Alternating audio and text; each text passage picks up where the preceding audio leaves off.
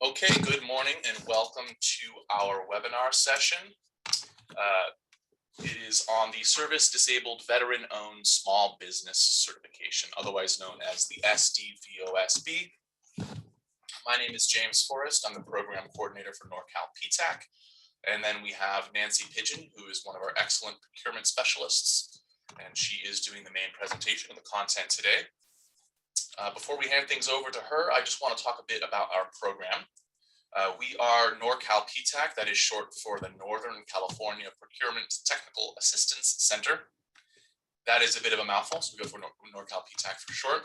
We are hosted by the Humboldt State University Sponsored Programs Foundation. If you look on that green map there on the right, there's a red star.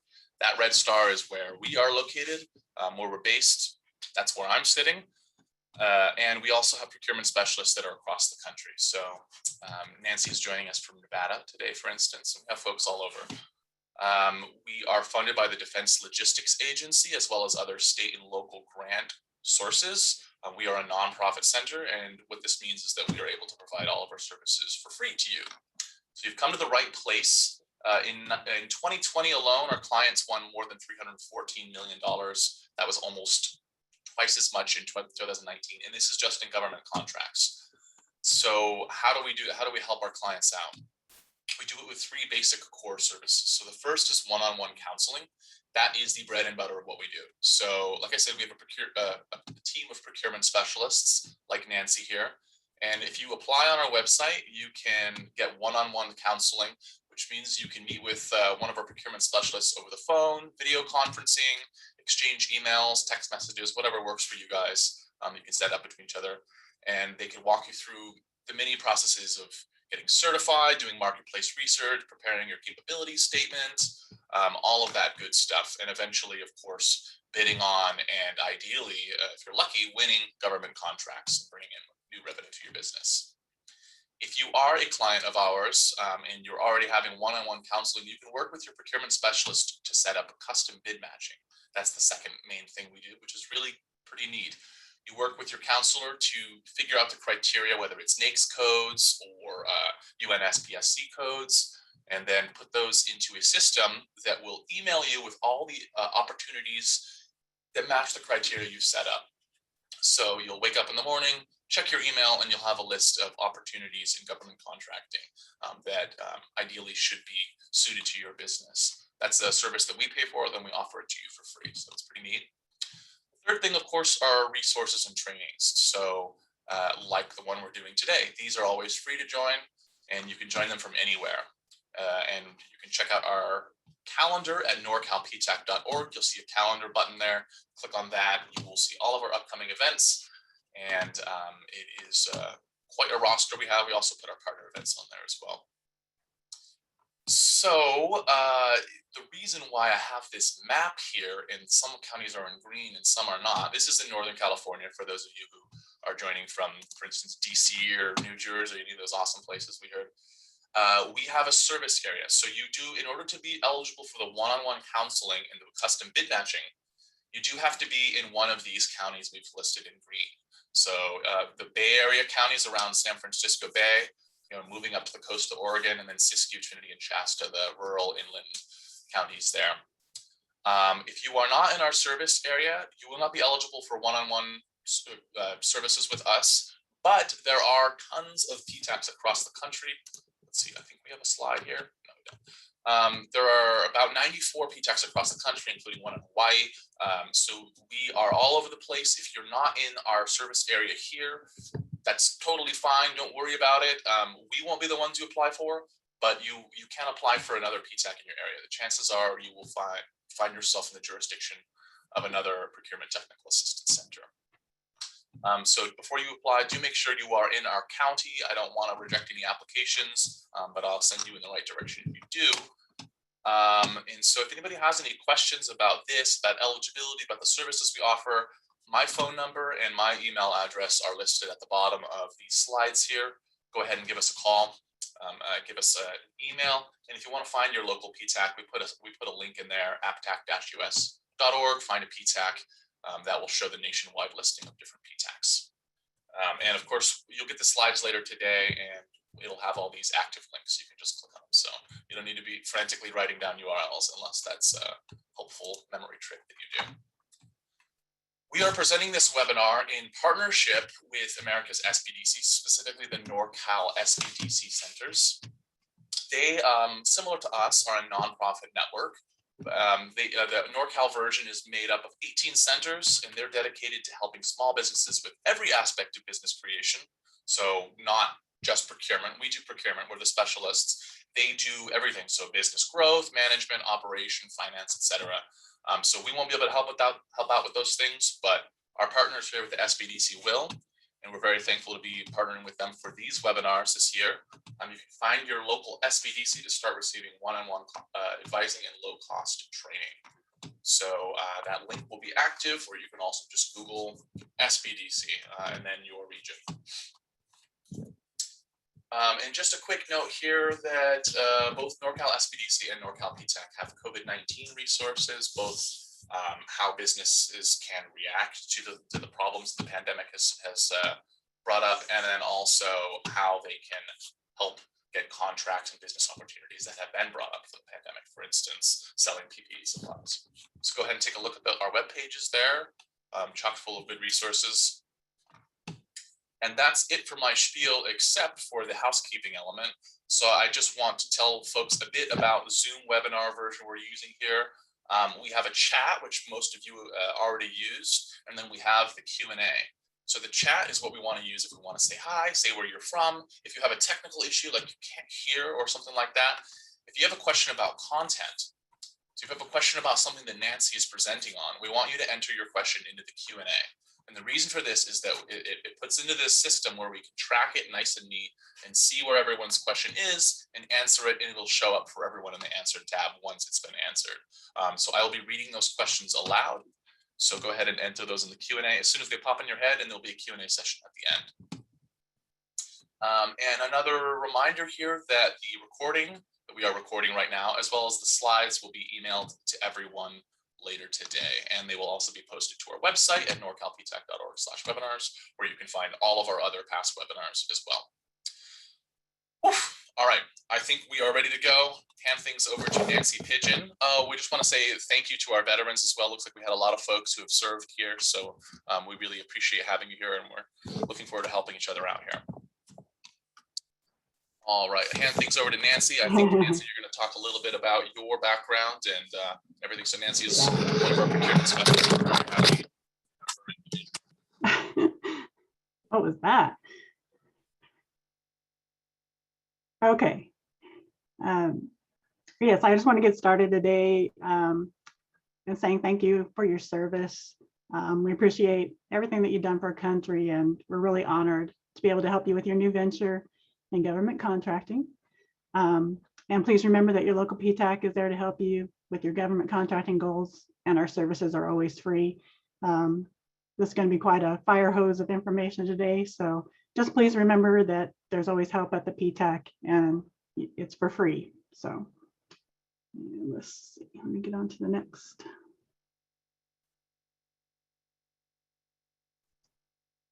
Okay, sorry, there's a bit of a delay. And before we get our presentation, I just want to tell you a little bit about me. I'm a retired Air Force Chief Master Sergeant with 22 years of service. And I spent my first 10 years in the munitions career field, so go ammo.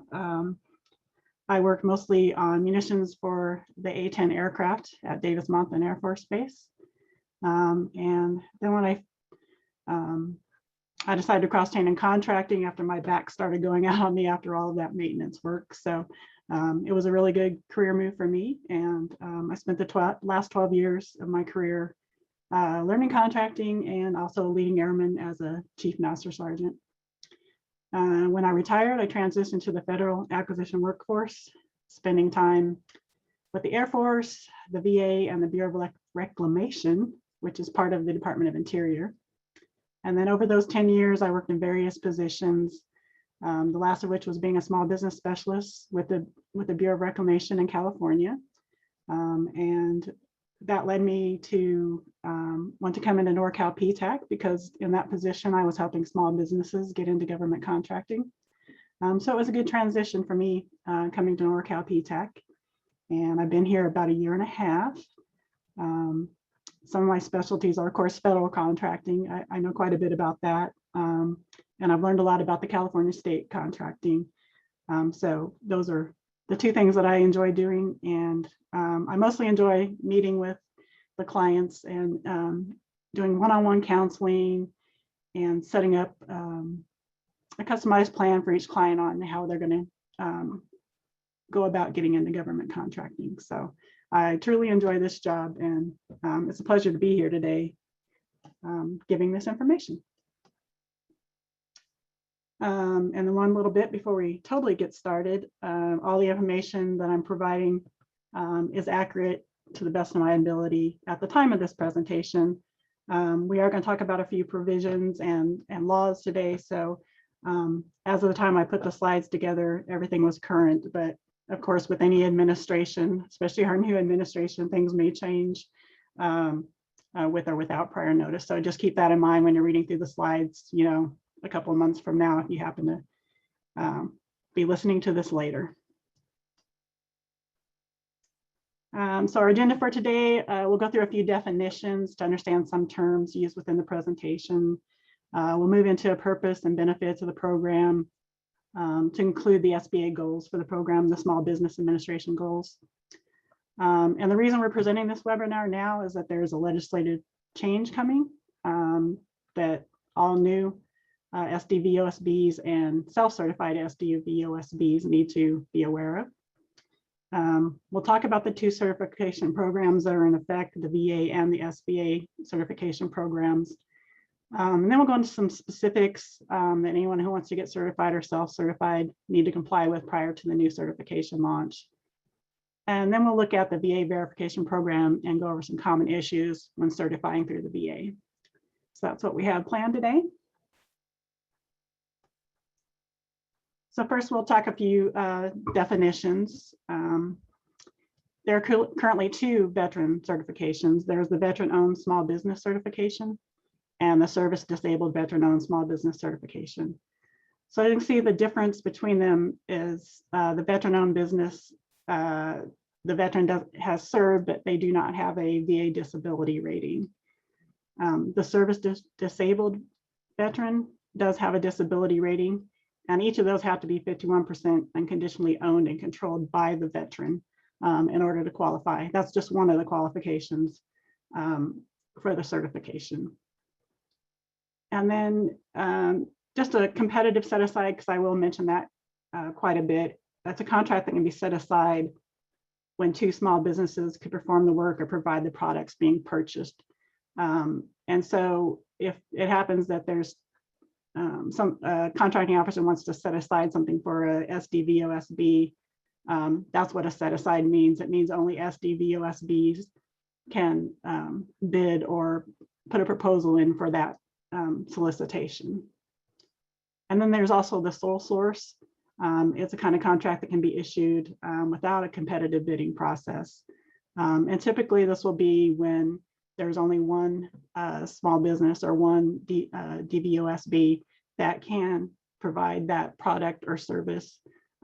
There's usually a lot of research that goes into that before the government can do a sole source contract. And then there's the North American Industry Classification System, and this is how the government determines the size standard. It's a statistical program set up by the federal agencies to monitor the health of the industries.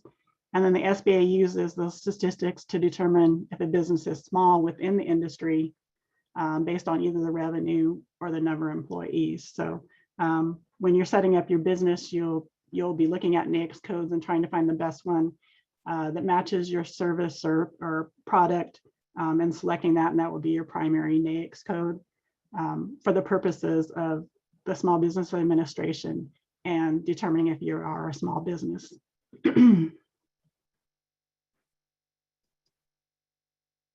Okay.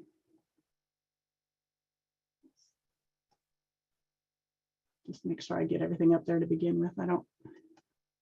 There we go. Okay. So there are two, I want to start out with talking about the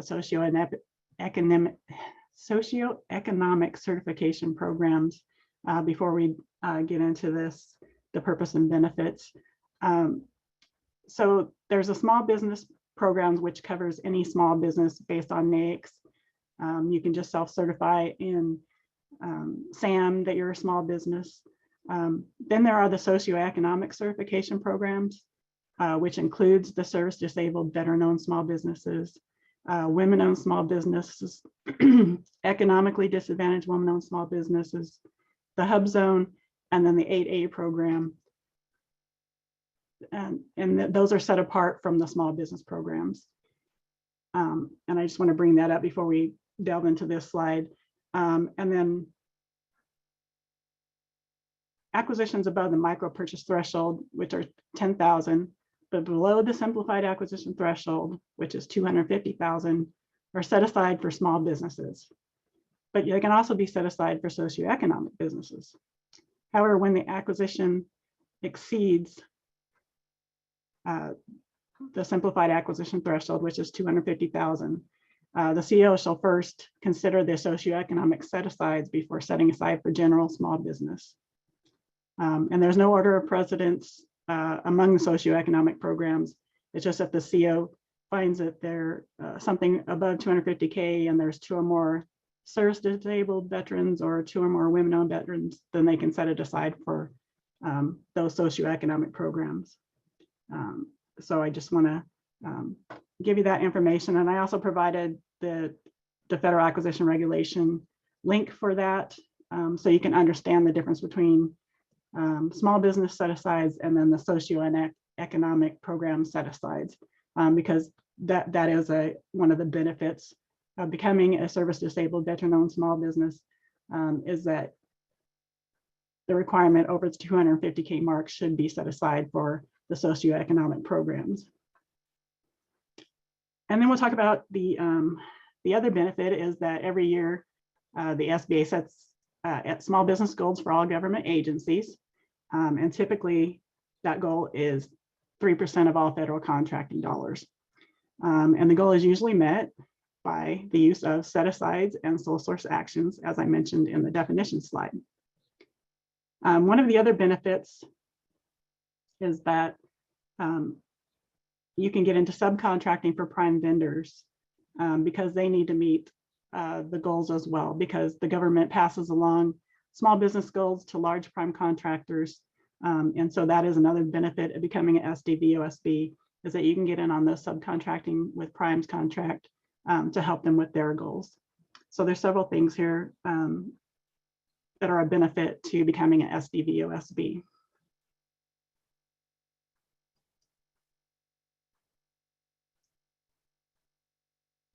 And so I mentioned, earlier in the SDVO, it has a greater opportunities in the government contracting than just a veteran-owned small business.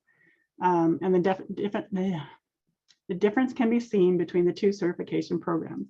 The VA has the Veterans First program.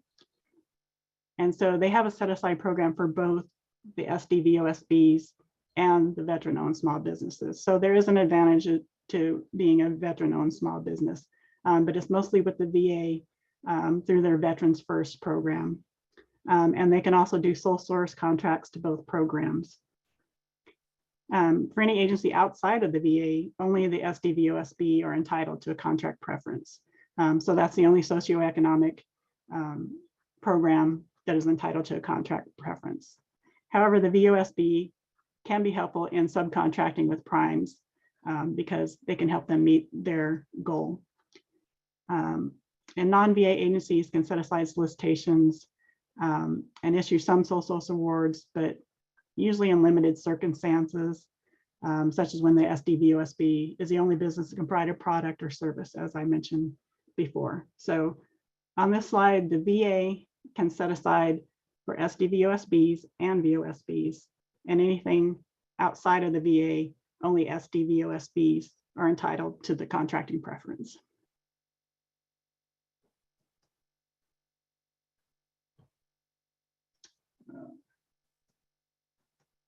Just bring everything up at once.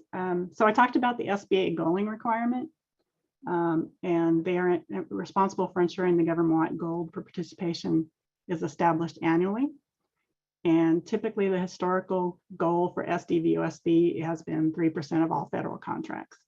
And as you can see here, for the last 3 fiscal years, they've exceeded the 3%. And those are the dollar amounts that have been awarded to SDVOSBs. So 21.8 billion in 19, 23.7 billion in 20.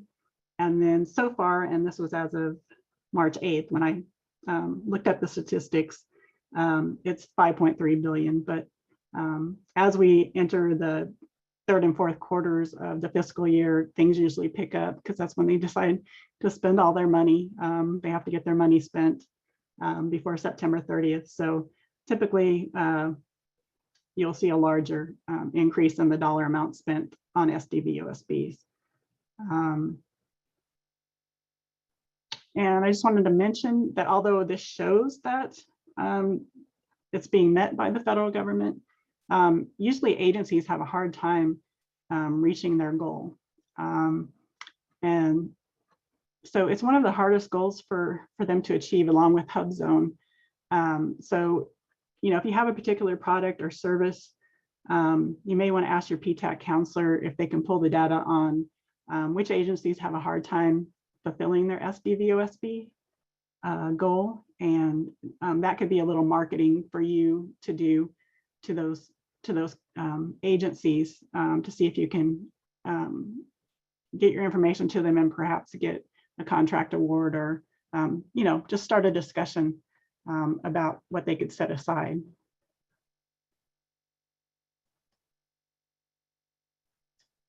So a little bit about the history of the SDVOSB program. It was established in 2003 as the SBA self-certification program, which included all agencies. In 2006, the VA decided to have their verification program because they were doing their Veterans First program, so that they could award more contracts to veterans for the VA. So they have their own verification program, which is not self-certification. It requires a lot of documentation to prove that you're actually a VA. And then 2018, the SB and VA ownership and control, some of the rules were consolidated, so they were more consistent. And then one of the reasons we're having this training is because in 2021, in January, the Congress approved the government-wide SDVOSB certification through the National Defense Authorization Act. And so the implementation is pending, and I'm going to talk a little bit more about it on the next slide, but just wanted to show you the history and the reason we're kind of having this training now. So in January 2021, the NDAA was passed, and a part of the act established a government-wide SDVOSB certification requirement. So instead of the 2 current programs, there will be 1, and it will be managed by the SBA, who is responsible for all the small business programs. Over the past 2 years, the SBA has transitioned the woman-owned small business and the economically disadvantaged woman-owned small business from a self-certification to a certification program, requiring the business to provide documents to show that they meet the requirements of the program. The new act seems to be a repeat of the change from self-certification to an actual proof-based program. So the SBA has experience with moving into this program, and my opinion is that they're going to mirror moving the SDVOSB program the same way they did the woman-owned small business program. So they do have some experience with now, and hopefully it'll go a lot smoother than the woman-owned small business program has gone. But I imagine it's going to be the same process. That program transitioned over the 2 years as well. And then once the process is in place, you apply for certification. There will be a 1-year grace period where your self-certification will still be accepted, except for VA contracts where certification and verification is still required. And believe me, those 2 years go by really fast, as we found out in the woman-owned small business program. That's why I wanted to put on this presentation, just so we can get ahead of it. A lot of women-owned small businesses were kind of caught off guard about the change.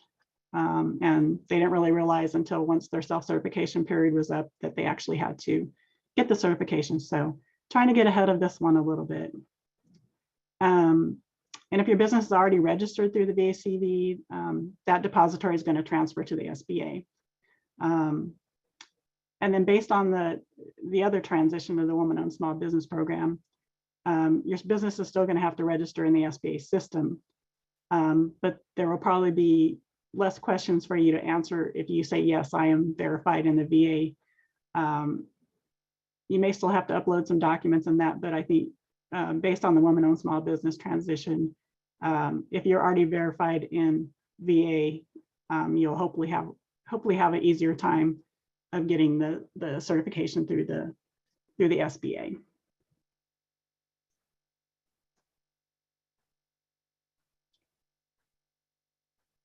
Okay, so I talked a little bit about the difference between the two programs, but here's a little more information. SBA, it's a self-certification program, and the verification is not yet required. You can still self-certify in SAM. But one thing to be aware of, that you must meet the eligibility requirements of 13 Code of Federal Regulations Part 125. I don't want you to think just because you have a service-connected disability that you automatically can be an SDVOSB. There are a lot of requirements that you have to meet. There's eligibility, ownership, and control. So right now it's basically a trust system of self-certification. And actually an SDVOSB can win a contract, but any competitor can file a protest to have them verify or justify that they are actually a small disabled veteran-owned small business. So that's one of the issues with the self-certification and kind of the trust program, is that you can get a protest if you win a contract and someone doesn't think that you're a disadvantaged veteran-owned small business. They can protest that, and then you have to prove it. And then for the VA, there's an actual verification of all the requirements of the Code of Federal Regulations, plus their own VA small business programs under 38 CFR. So in order to qualify for those set aside and sold contracts, the SDVOSB or the VOSB must be verified in the VA's vendor information page. And just note on that, since the business is already verified, there should not be any protest from competitors on that. So, so this is the tale of the two programs. And the reason we're going towards the SBA and the new program is there's confusion between the two programs, and some of the companies that are claiming to be SDVOSB under self-certification actually don't meet the requirements.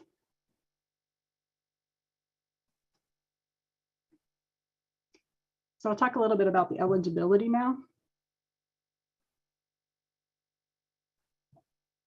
So this is the first step towards certification. You must be a small business in your primary NAICS per the NAICS size standard for the SBA. And I have a link here if you want to look at those. They're usually broken up either by number of employees or your revenue. You must be 51% unconditionally and direct ownership of a service disabled veteran.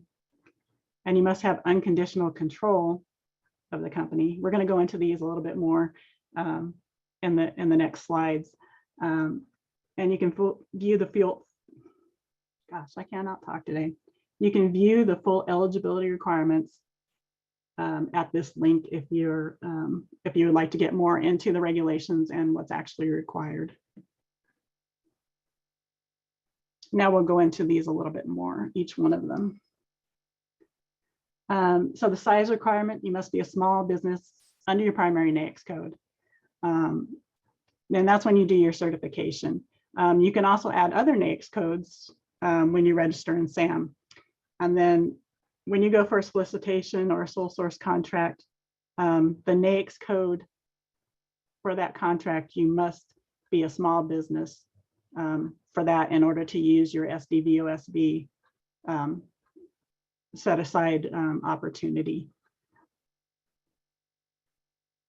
And a part of the SBA size standard that is often overlooked by applicants is the affiliation rule. So I provided the definition here. So if you're affiliated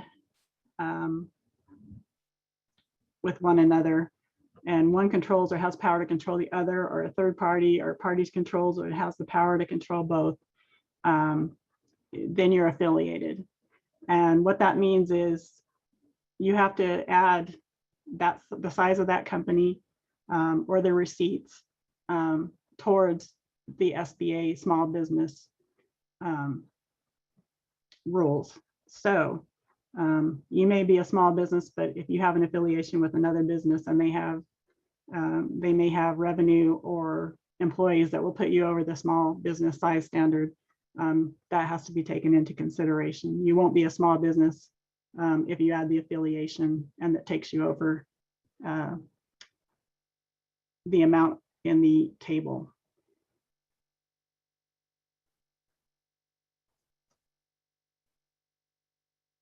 And then the SDVOSB must be at least 51% unconditionally and directly owned by the SDV. So we've already talked about that. The SDVs must own 51% of all the classes of ownership if there's more than one SDV that owns the company. And this must give them the unconditional and direct ownership. So for every class of ownership that you have, the 51% has to be spread out amongst service disabled veterans in order to show the unconditional and direct ownership. The direct ownership, SDVs cannot own interest through another entity, such as a holding company or a trust, but some revocable trusts are allowed. So if you happen to own a company through a trust from another person, but somehow that trust can be taken away, or you could lose the trust, that's not direct ownership. But a revocable trust, they're allowed because they can be revoked. So, but other trusts where you can lose interest are not allowed.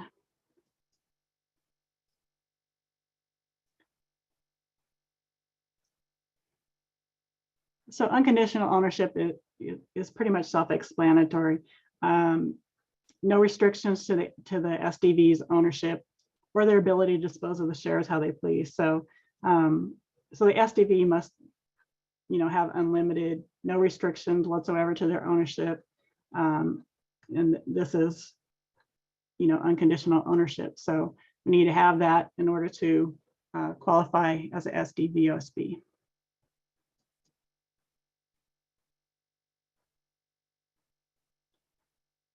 So the SDV must control the management and daily business of the operations. You can't just say have a figurehead there. The service disabled veteran must control the management and the daily operations. And then with rare exception, the SDV control must be unconditional. I have some examples later of the exceptions. The SDV must hold the highest officer position in the company. And in the next one, the SDV holding the highest officer position must have managerial experience of the extent and complexity needed to run the concern. And this is going to come out in your resume because you have to submit a resume. So the SDV that holds the highest position is seen as the head of the company. They must have a really good resume that shows that they have the experience and what they are doing within the business with that experience and how they control things. And then the SDV holding the highest officer position must have the highest compensation. So this may not always come through on a W-2. So if you're taking company draws or receiving other perks from the company that will make you the highest paid or highest compensated, but it doesn't show up in the W-2s, then you'd have to do a letter of explanation showing that you take the draws, you know, everything that shows that you make more money than anyone else in the company.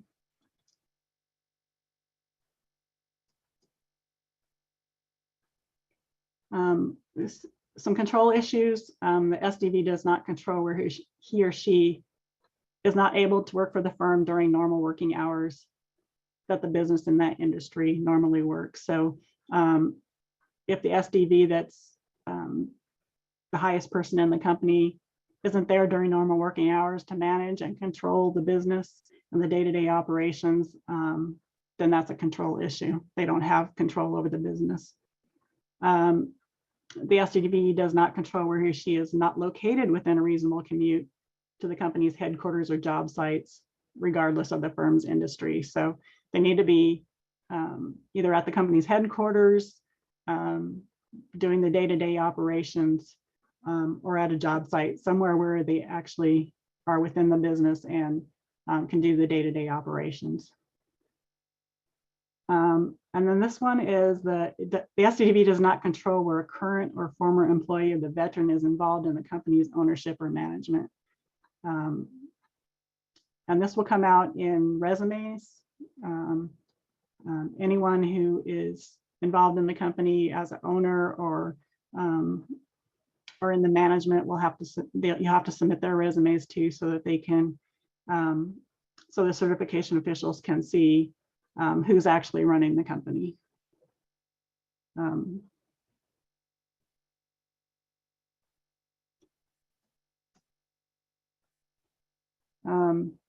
And more control issues. It seems like the control issues are the main sticking point for getting the certification.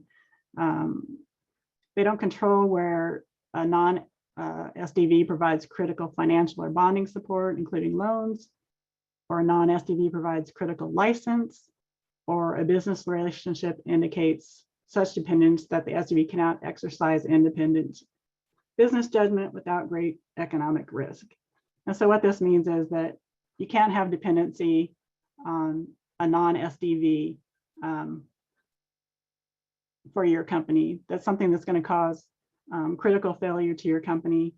You have to be able to stand on your own as a service disabled veteran and not have dependence on practically anyone who's not a service disabled veteran.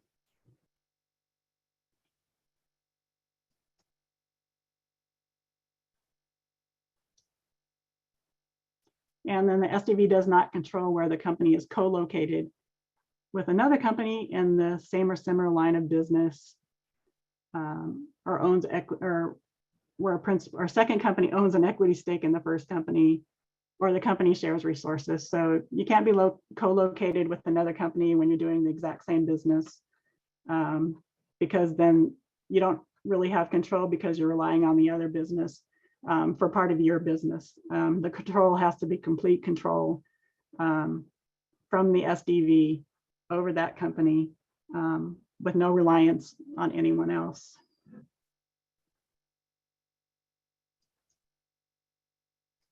And here are some of the extraordinary circumstances for the control that I mentioned earlier. It can be within your organizational documents that you may, but you do not need to give non-veterans veto power over to these 5 and only these 5 decisions. So a non-veteran can veto adding a new equity stakeholder. They can veto dissolution of the company. They can veto sale of the company. They can veto merger of the company, and they can veto company's declaration of bankruptcy. So if you have a non-veteran that may be asking for some type of control over the company, these are the only 5 decisions that you can give them as a non-veteran for control of the circumstances of the company. And that's may, you don't have to, but if it's part of keeping someone within your company, you may have to consider that if they request those. Okay, so we've gone through the eligibility, the ownership, the control. So now I just want to talk a little bit more about the VA CVE verification. They don't call it certification, they call it a verification.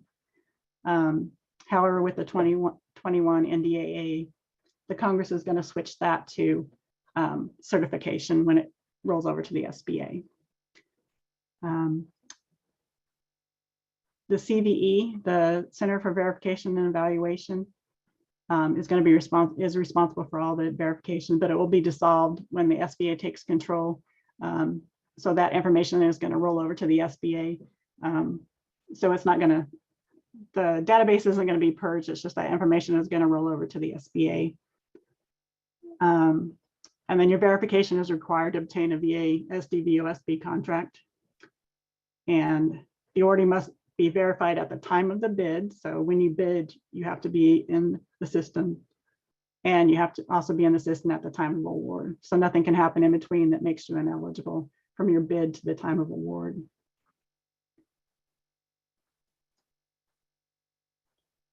And then here's just some information on finding where to apply and information about the CVE application. And there's also a link for a pre-application quiz to start your application. And I just want to, another plug for PTAC here. If you meet with your PTAC counselor, we can go through everything I've discussed today, and we can help you through the whole application process. That's part of what we do. So if you're interested in that, and all my information that I've given you today has kind of gone over your head, or it's just too much, please get with a PTAC, get with a counselor. It's free information. You don't have to pay anybody to help you get this certification. I'm just adding this in because one of the, besides the ownership, eligibility, and all the other requirements, the VA has a good character clause. So you can't be debarred or suspended. You can't make false statements during the course of the application. That will definitely show that you don't have good character. And then if you have significant financial obligations to Uncle Sam, you also will fail the good character clause. And so I don't know where this is going to go when it rolls into the new program.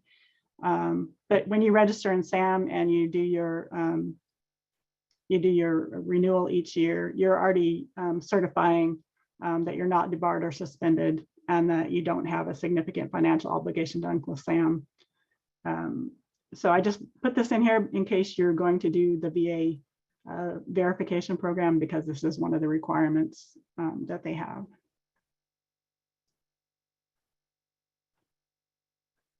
And now I want to go through some of the common issues with the VA verification.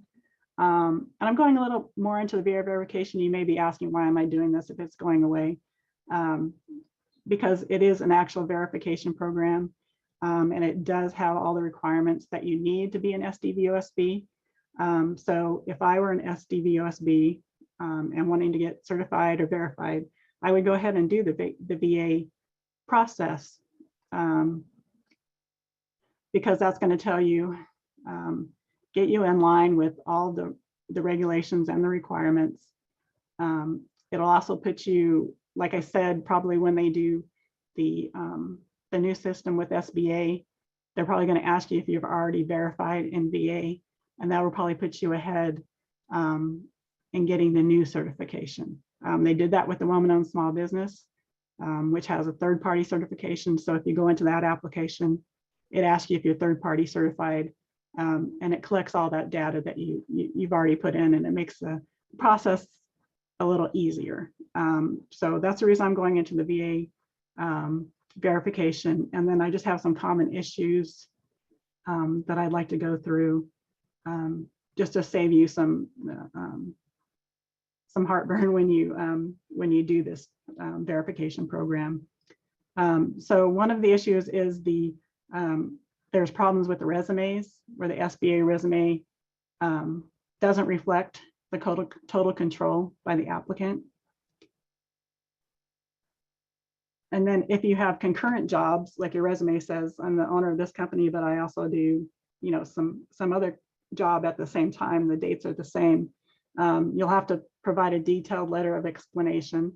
That's what they call it at the VA, to explain how you're controlling while you're working for another company, or you have two businesses. How are you controlling that company? And then one other thing, the resumes of the non-SDV owners shouldn't outshine the SDV owner's resume. So that's just some of the issues that come through on the resumes. Let me get through. I want to save enough time for questions. So you'll have the slides, so you can see the issues, and you can also talk to them with your PTAC counselor. But some of the payroll concerns, because you'll have to submit payrolls. Like I said before, the SDV must be the highest paid. So if that isn't reflected on a W-2, you'll need to do that detailed letter of explanation saying that the owner takes draws or is compensated in some other ways, which makes them the highest paid. And then office space, you must explain if you are sharing office space with someone, or if you operate out of a home office, you'll need to do another letter of explanation about that. If you share a space, you need to make sure that you're sharing a space with a company that doesn't have any interaction with your company. Signature cards for the bank. You have to explain any signatures other than the owner SDV, because that could indicate that someone else has control over the finances. Contracts and proposals, you'll have to submit any contracts and proposals that you've already won. And if the owner SDV or whoever's in charge of the company didn't sign the contract proposal, you'll have to do a letter of explanation for that and why the SDV didn't sign the contract. And then bylaws and operating agreements, there shouldn't be any provisions that block any of the control, eligibility, ownership of the SDV. And then in quorum provisions, such as your meeting minutes, you can't require attendance of a non-SDV at meetings of the members or shareholders. So those are the most noted issues when applying for the VA verification in the Veterans First program. Okay, so let's wrap this up and get to some questions. Today I talked about the purpose of the program is to promote the service to disabled veteran-owned small businesses within government contracting. The benefit of the program is to qualify SDVOSBs to obtain contracts via set-asides or sole source. And then the other benefit is subcontracts to the primes. Goal is 3% of all the dollars should go to SDVOSBs. And then it's very important that the company meet all the eligibility, ownership, and control requirements in order to qualify. And then within 2 years, the self-certification is going to go away, and all SDVOSBs will have to certify through the process of SBA. So now is the time to make sure that you meet all the requirements, have all your documents together to show eligibility, ownership, and control by the SDV. 2 years goes by really fast, trust me. If considering applying for the SDOVC, recommend going through the VA process now, which I had already mentioned, because I believe it's going to be similar to how they did the woman-owned small business. And then my final wrap up is, if you need any help with any of this, I know it was a fire hose of the complete program, just to get you started and learn a little bit more about SDVOSB. But if you have any questions, need help with the certification, please contact PTAC if you're not already a client, your local PTAC if you're not a Norcal PTAC. Like I said, we all offer one-on-one help, and we can definitely help you with that certification. You don't have to pay anyone to help you to get through the certification process. Really important for startup businesses that don't have the money to do all this. And now I'm going to turn it over to James to talk about our upcoming events, and then we'll get into questions. Perfect. Thank you, Nancy. I appreciate all that information. That was a great presentation. We are going to hit a Q&A like she said in just a minute, but want to talk about some of our upcoming events. Our calendar is always packed full of them. So coming up pretty soon next week on Tuesday, March 23rd at 10, we have a webinar that we partnered with a law firm that's going to talk about new directions in government contracting that's come in with Biden's new administration. So that's a good thing to be updated and aware of the changes. If you are in the Bay Area, there's contracting opportunities with Marin Transit. We've partnered with the County Marin and talking about that as well. And then we have 2 webinars coming up with the California Department of General Services, Wayne Gross, who's a nice presenter, how to do business with the state of California and contract in California. I'm certified now what? Those are both at 10 a.m. on April 13th and 14th. So make sure to hit both of those. Then we've got a public works series with our procurement and public works specialist, Ed Duarte, 3 sessions, April 20th, 22nd, 27th. They're great to hit all together, but you can take them separately if you'd like. You can find all of these and more on our web calendar, norcalptac.org/calendar. We're always keeping it updated, so you can find events going on into the future as far as we can see. So let's go ahead and get to our Q&A. As I've mentioned, if you have any questions, please click them in the Q&A window, not the chat. I can read them in the chat. It's just very hard to track them, and we have this nice Q&A feature that we can track all the questions together. So it's a nice feature. So let's go ahead and use that. I see we already have a ton of great questions. Some of these questions may have been answered in the presentation, in which case it'll be an opportunity to just review the information, make sure we're on the same page. So the first question comes from Angela. Do you have to be a veteran for this certification? I think that one's pretty clear. Yes, you have to be a veteran for this certification. Okay, so that one's nice and easy.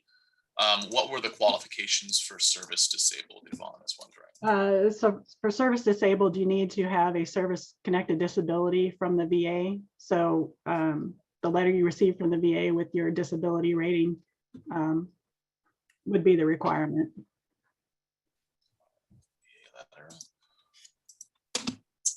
Justin's asking, are there set aside specifically for vets or SDVOSBs, or are all the socioeconomic programs lumped in? As in, do vets, whether disabled or not, have their own lane? Yeah, no, they're not all lumped in. Usually the contracting officer will do market research and find out which specific program has the most businesses that fit into it. So they'll look at woman-owned small business, they'll look at 8A, they'll look at HubZone, and they'll look at SDVOSB, and they'll choose one of those to set aside the requirement for. They're not all lumped together. Okay, that's good to know. And Justin has a follow-up question. Do they have a hard time reaching their goal because not enough people, not enough vets are applying, or they're just not reaching out effectively enough? I think this can kind of probably be 2 things. The CO may not have done enough market research to find a service disabled veteran owned small business, or there are not veterans in those areas that they are looking for, or they haven't been able to find the veterans in those areas that they're looking for. So it's important to have your information in the dynamic small business search for contracting officers when they're looking for service disabled veteran owned small business. And your PTAC counselor can help you with that. Right.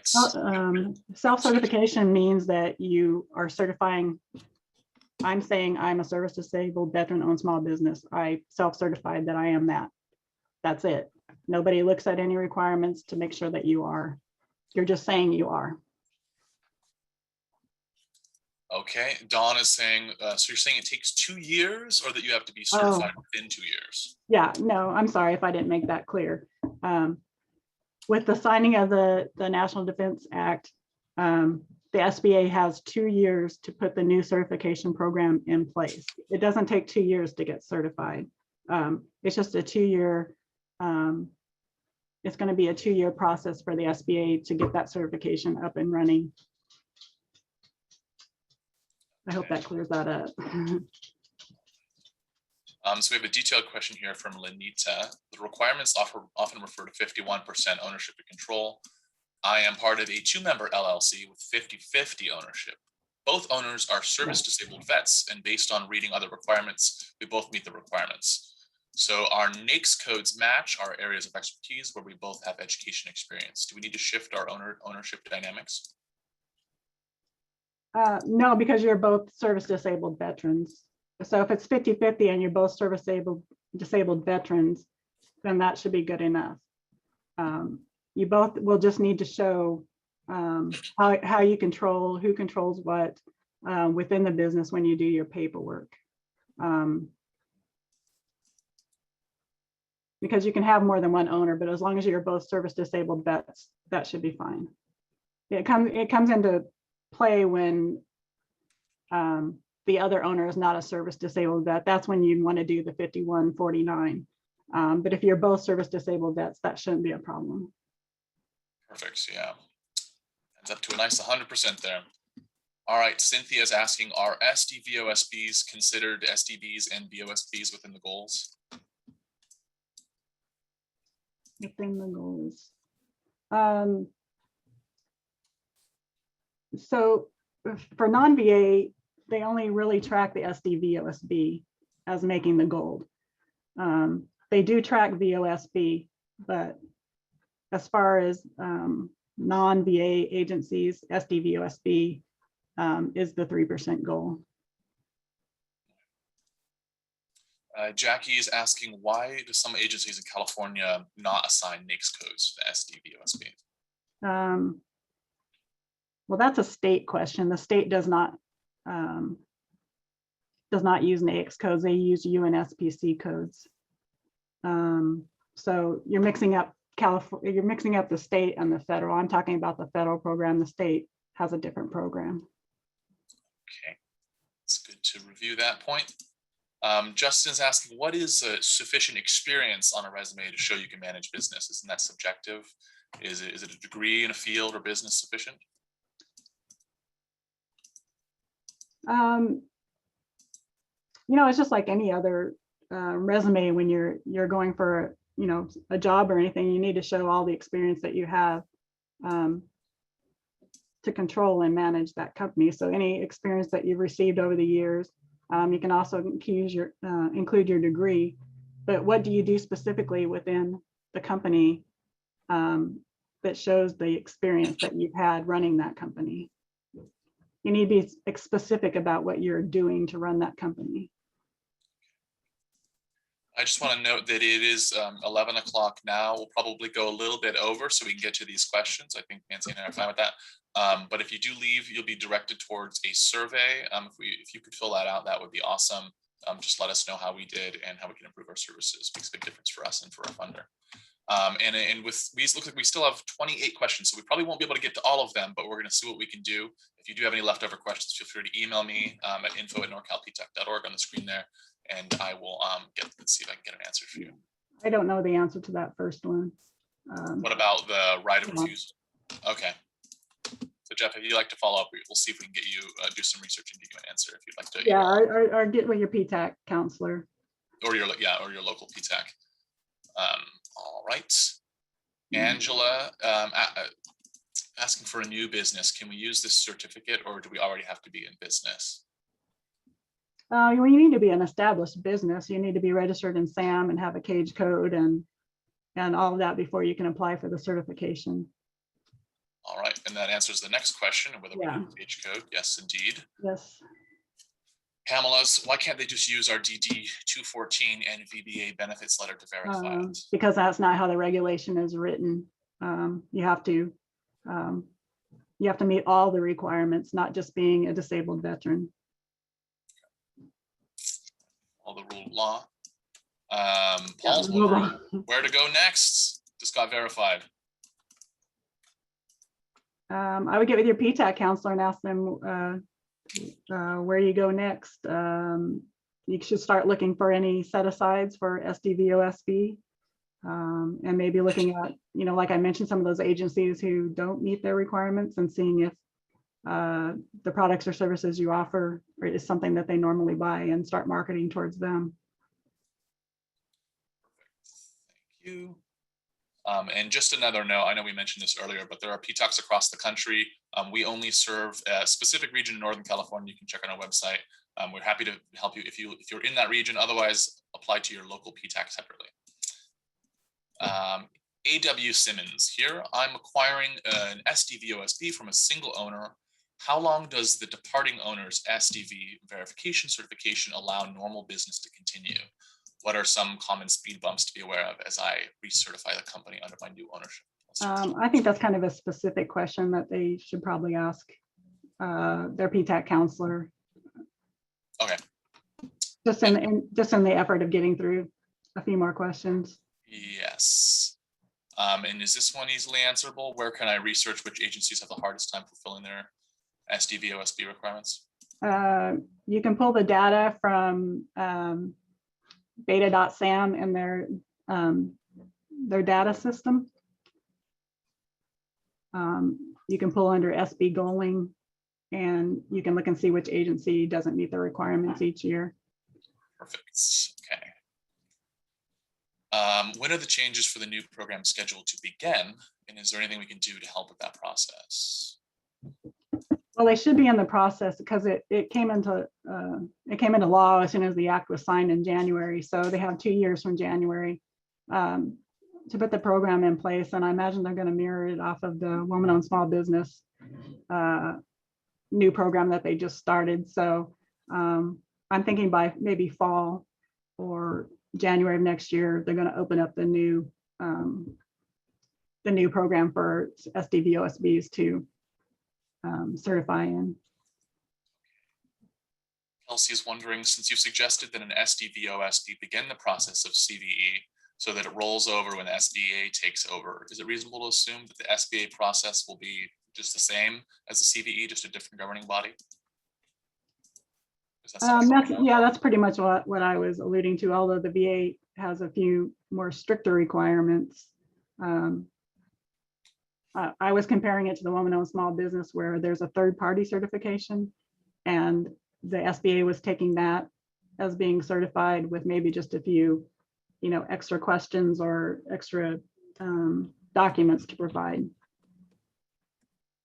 Plus, I think if you go through the CVE process, it gets you used to what the SBA is going to ask. Because right now through self-certification, anybody can say that they're a service-disabled veteran-owned small business. A lot of people don't go into the actual eligibility, ownership, and all of that when they self-certify. All right. And if this is a lot of acronyms, I did post a little cheat sheet for acronyms. Want to take a look? Donna's asking, do you have to submit banking or signature cards in the verification process for VA vets first? Yes, because that's how they're going to know whether someone else can sign on the banking. Okay. That's one of the issues. Kelsey is asking, what is the most important information documentation for self-certification SDVOSBs to begin gathering in preparation for this elimination of self-cert?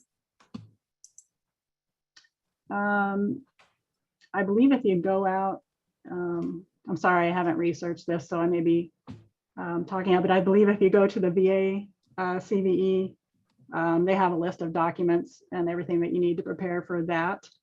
And I would go with that list of everything that you need to, of the information documents that you need to prepare. That's a good place to start. And Nancy, let me know whenever you want to wrap it up. Okay. We do have some more questions, but it's up to you. Okay. You like to keep going?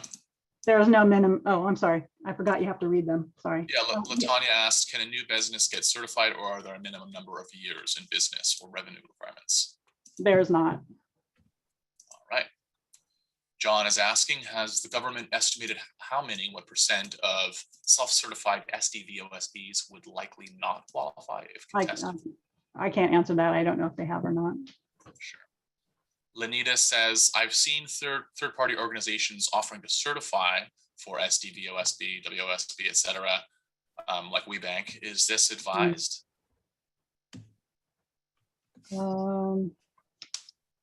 You can do it yourself. I know that all these other agencies will have you pay to do it. So I can't really give you that advice. I don't I don't promote paid companies for doing this for you. That's something, a business decision you have to make.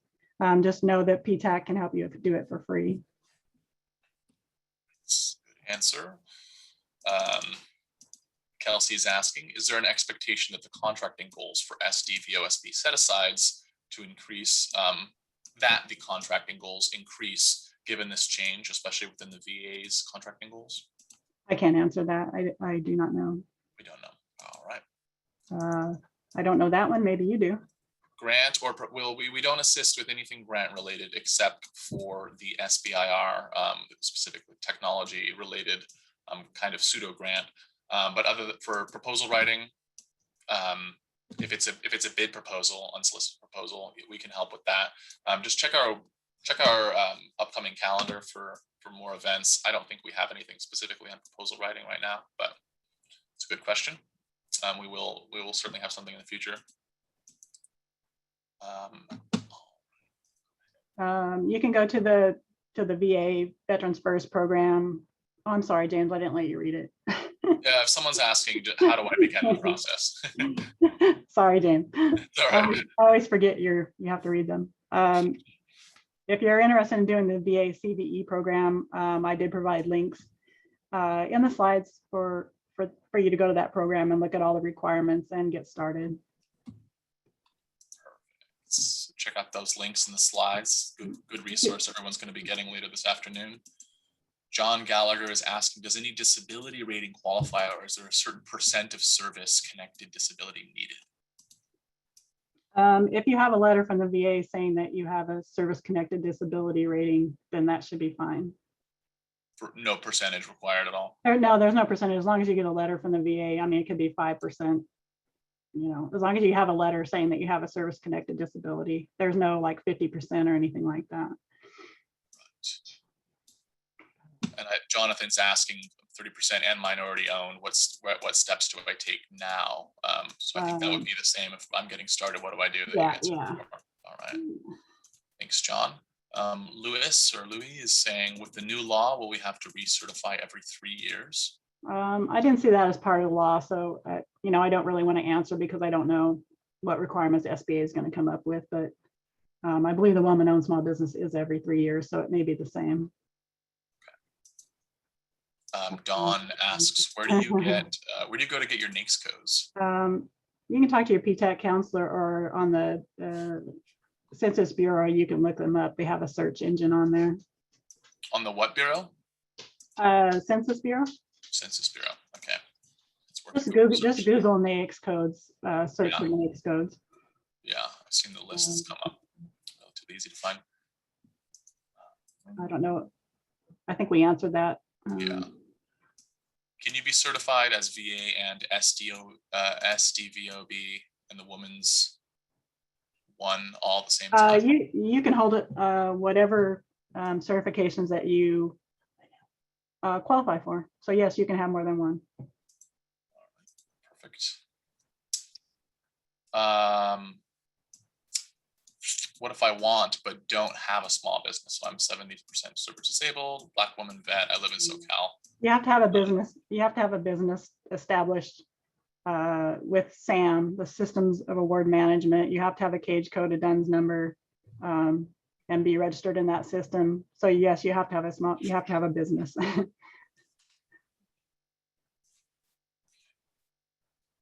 Do you have to take a managerial class or course if you have don't have any experience before you get certified?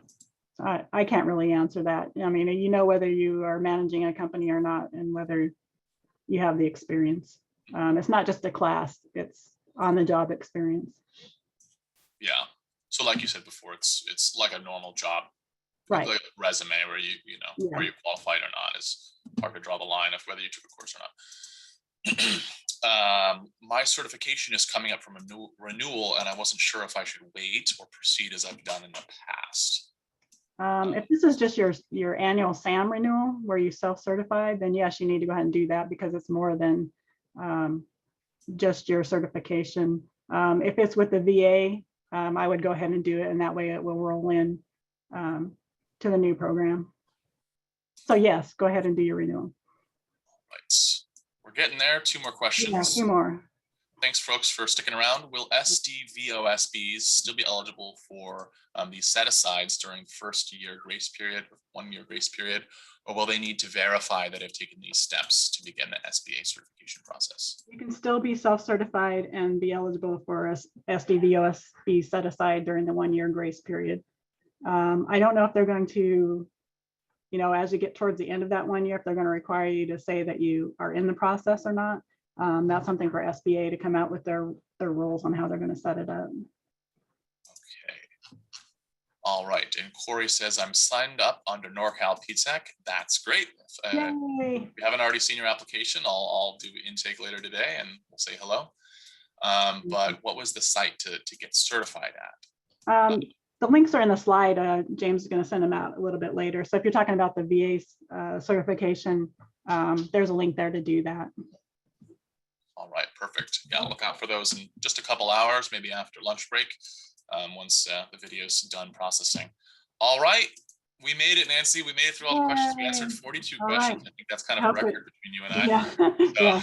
I hope it was so helpful. I was helpful to everyone, and get with a PTAC counselor if you need the help.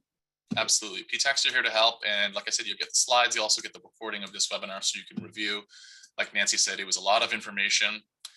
So thank you for joining. There is a survey, a satisfaction survey. It makes a big difference for our funders and for us. If you could fill it out on your way out, that would be greatly appreciated. Thanks so much to Nancy and all the research and work she did on putting this presentation together.